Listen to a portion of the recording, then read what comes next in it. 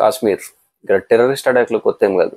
కానీ ఈసారి అమాయక ప్రజలు ఇంకా టూరిస్టుల మీద జరిగింది. యాక్చువల్లీ ఈ ఘటన చాలా సీరియస్గా తీసుకోవాలి మన ఇండియన్ గవర్నమెంట్. ఇది ఈ మంత్ ఏప్రిల్ 22 మధ్యాహ్నం 2 నుంచి 3 మధ్యలో జమ్మూ అండ్ కాశ్మీర్ పెహల్గాంలో జరిగింది. కాశ్మీర్కి వచ్చిన టూరిస్టులలో జస్ట్ ఐడి కార్డులు చూసి వాళ్ళు హిందూ అయితే చంపేశారు. ఇంకొకటి ఏంటంటే వాళ్ళు ఖురాన్లోని వర్సెస్ బలవంతంగా చదవమని చెప్పి అవి చదవకపోతే చంపేశారు. అలాగే ఇంకొందరిని అయితే మరీ ఘోరంగా పాయింట్లు కూడా తీసి వాళ్ళు హిందూ కాదని వెరిఫై చేసుకుని అట్లా కూడా చంపేశారు. ఇట్లా ఒకటి కాదు రెండు కాదు 28 మందిని చంపేశారు. 20 మంది దాకా గాయపడ్డారు.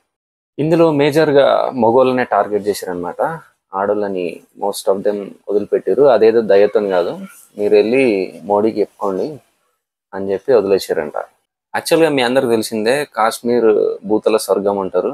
యాక్చువల్గా ఈ పెహల్గాం అనే ప్లేస్ మినీ స్విట్జర్లాండ్ అని కూడా అంటారు. చాలా ఫేమస్ అయిందనమాట. ఈ ఏప్రిల్ 22 రోజు ఏమైందంటే నార్మల్గానే టూరిస్టులు అక్కడికి వెళ్ళారు. అక్కడికి వెళ్ళడమే ఈ టెర్రరిస్టులకి టార్గెట్ అయిపోయింది.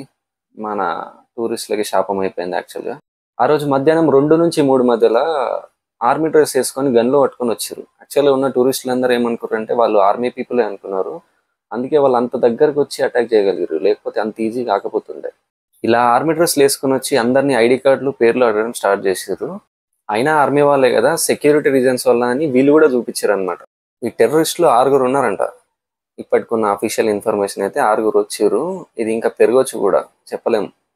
వీళ్ళు ఐడి కార్డులు చూసి ఆ పేర్లు చూసి కాల్చడం అటాక్ చేయడం మొదలు పెట్టేసారు. అప్పుడు వెంటనే అక్కడ ఉన్న ప్రజలందరూ ఎక్కడోళ్ళు అక్కడికి పారిపోవడం మొదలుపెట్టారు. కానీ అప్పటికే జరగాల్సింది మొత్తం జరిగిపోయింది. వీళ్ళు ఒక్కొక్కరిని నార్మల్గా కూడా చంపలేదట, అంటే చాలా టార్చర్ చేసి చంపారు.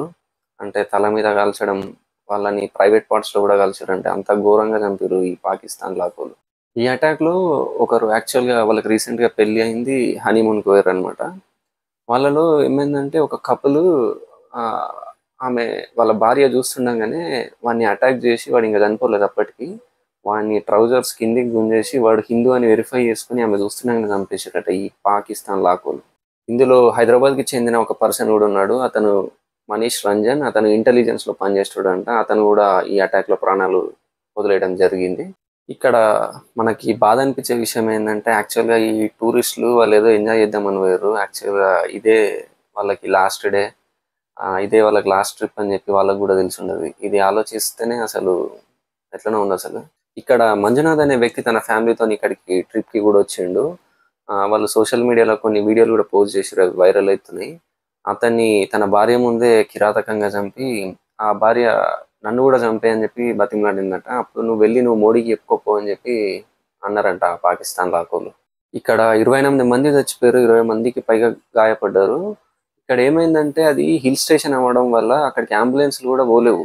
చాలా దూరం వరకే అంటే వెహికల్స్ పోలేవు. దీనివల్ల మస్తు మంది బ్లడ్ లాస్ అయ్యి చనిపోయారు అనమాట.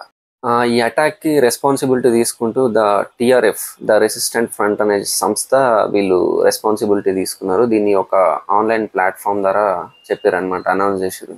వీళ్ళు ఈ అటాక్ చేయనీకి దీనికి గల మోటివ్ ఏంటంటే యాక్చువల్గా మన మోడీ ప్రభుత్వం ఏంటంటే ఆర్టికల్ 370ని రద్దు చేసిన తర్వాత కాశ్మీర్లో ఏమైందంటే అక్కడ ఇప్పుడు నార్మల్గా అన్ని రాష్ట్రాల లాగానే ఇప్పుడు అది ఒక యూనియన్ టెరిటరీ, అక్కడ కూడా ఎలక్షన్ జరుగుతున్నాయి. అంతకుముందు ఏంటంటే అక్కడ ఒక ఎలక్షన్ జరగకపోతుండే నార్మల్గా. అక్కడ ల్యాండ్ కూడా ఎవరన్నా నాన్ లోకల్స్ కొనాలంటే కొనుక్కోరాకపోతుండే. ఇప్పుడు మన ఒక ఇండియన్ అక్కడ ల్యాండ్ వేరే స్టేట్కి సంబంధించిన వాళ్ళు ల్యాండ్ కొందామంటే కొనలేకపోతుండే. కానీ ఇప్పుడు ఎవరైనా అక్కడ పోయి కొనొచ్చు, అక్కడనే స్థిరపడవచ్చు. ఇప్పుడు ఏంటంటే చాలా మంది పోయి అక్కడ స్థిరపడుతున్నారంట. దీనివల్ల డెమోగ్రఫిక్స్ చేంజ్ అవుతున్నాయి. అంటే ఏంటంటే అంతకుముందు వాళ్ళ పాపులేషన్ ఎక్కువ ఉండేది, ఇప్పుడు వేరే వాళ్ళు రావడం వల్ల వేరే వాళ్ళ పాపులేషన్ కూడా పెరుగుతుంది. దీనివల్ల రిలీజియన్, అంటే ఇక డైరెక్ట్ స్ట్రైట్గా చెప్పాలంటే ముస్లిం పాపులేషన్ తగ్గుతుందేమో అని చెప్పి వాళ్ళు ఇలాంటి అటాక్ చేస్తున్నారు. దీనివల్ల భయాందోళనలు పెరిగి అక్కడికి టూరిస్టులు తగ్గుతారు ఆటోమేటిక్గా. మళ్ళీ ఇంకేంటంటే అక్కడికి పోయి స్థిరపడాలనుకున్నా, ఏమైనా ల్యాండ్ కొనాలనుకున్నా కూడా కొనడానికి భయపడతారు. కాబట్టి వాళ్ళు ఈ అటాక్ చేశారు. ఏప్రిల్ 22 రోజు మోడీ ఇక్కడ లేరు, సౌదీ అరేబియాలో ఉన్నారు. ఒక విజిట్కి వెళ్ళారు. ఈ విషయం తెలియగానే మధ్యలోనే విజిట్ క్యాన్సిల్ చేసుకొని న్యూఢిల్లీకి వచ్చేసిండు 23 రోజు మార్నింగ్. వచ్చి రాగానే national security advisor Ajit Doval ఇంకా ఎక్స్టర్నల్ అఫైర్స్ మినిస్టర్ జయశంకర్తో ఎమర్జెన్సీ మీటింగ్ ఏర్పాటు చేసి దీనికి రివెంజ్ ఏంది, దీనికి పర్యవసనాలు ఏంది, ఆ బాధితులను అసలు ఎట్లా ఆదుకోవాలి ఏంది అనేది చెప్పి వాళ్ళని కూడా ఆదుకుంటామని చెప్పి హామీ ఇచ్చారు. మన హోమ్ మినిస్టర్ అమిత్ షా కూడా ఆల్రెడీ శ్రీనగర్ వెళ్ళి అక్కడ ఆపరేషన్స్ అన్ని చూసుకుంటున్నారు. అలాగే బాధితులను అమిత్ షా కలిసి నివాళులు అర్పించడం జరిగింది. అలాగే 10 లక్షల కాంపెన్సేషన్ కూడా అనౌన్స్ చేశారు. ఈ అటాక్ ని ఖండిస్తున్నట్టు యుఎస్ ప్రెసిడెంట్ ట్రంప్ ఇంకా రష్యా ప్రెసిడెంట్ పుతిన్ కూడా అనౌన్స్ చేశారు. అలాగే మన ఇండియాకి ఎలాంటి మద్దతు అయినా ఇవ్వడానికి రెడీగా ఉన్నామని చెప్పి తెలిపారు. అలాగే ఈ అటాక్ మీద పాకిస్తాన్ కూడా రియాక్ట్ అయింది. దీనికి మాకు ఎలాంటి సంబంధం లేదు, మేము టెర్రరిజాన్ని అపోజ్ చేస్తున్నామని చెప్తుంది. అయినా ఇవన్నీ నమ్మడానికి మనం ఏం పిచ్చోళ్ళం కాదు కదా. కాశ్మీర్లో ఇంత ముందు కూడా చాలా అటాక్స్ జరిగినాయి. కానీ దీనికి వాటికి తేడా ఏంటంటే అంతకుముందు ఆర్మీ పైన జరుగుతుండే, లైక్ సోల్జర్స్ పైన అట్లా జరుగుతుండే, మిలిటరీ అఫీషియల్స్ పైన. కానీ ఇట్లా సివిలియన్స్ పైన, టూరిస్టుల మీద జరగడం చాలా బాధాకరం. అది రిలీజియన్ పేరుతో. ఇక్కడ ఇంకొక పాయింట్ ఏంటంటే ఇప్పుడు పాకిస్తాన్ కూడా సపోర్ట్ చేయడానికి ఎవరు లేడు. ఇక్కడ యుఎస్ ఎట్లా మనతోనే ఉంటుంది, చైనా కూడా ఇప్పుడు ఈ ట్రేడ్ వార్ వల్ల అఫ్ కోర్స్ మనతోనే ఉంటుంది, పాకిస్తాన్తో అస్సలు ఉండదు. ఇప్పుడు వాళ్ళకి సపోర్ట్ చేయడానికి కూడా ఎవ్వడు కూడా లేడు.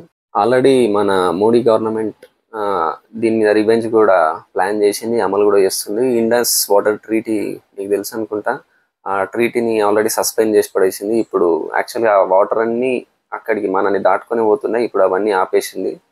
ఇంకొకటి ఏంటంటే పాకిస్తాన్ వాళ్ళకి వీసాలు మొత్తం ఆపేసింది. అలాగే పాకిస్తాన్ ఎంబసీ ఇక్కడ మన ఇండియాలో ఉంది కదా, అక్కడ ఉన్న అఫీషియల్స్ని మొత్తం వెంటనే వెళ్ళిపోవాలని చెప్పి ఆర్డర్ చేసింది. ఇంకా ఇక్కడ ఉన్న వాళ్ళు కూడా వితిన్ 48 hours లోపు అందరూ వెళ్ళిపోవాలని చెప్పి ఆర్డర్ చేసింది.